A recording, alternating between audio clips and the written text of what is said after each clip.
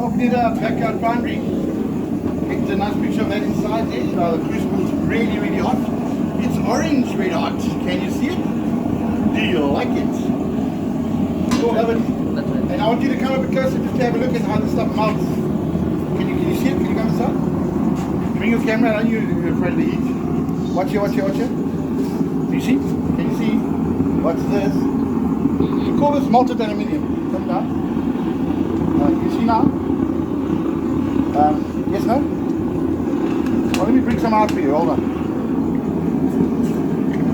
Get a scoop there, guys.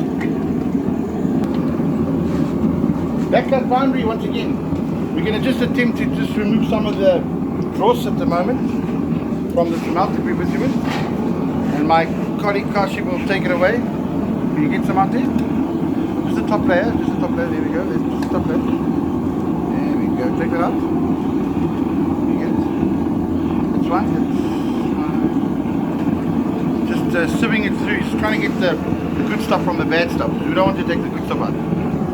There we go. It's alright, don't worry about that. So there you can see the bad stuff. I'm going to throw it in the drum over here. There we go. Alright. Now come back over here to the plate.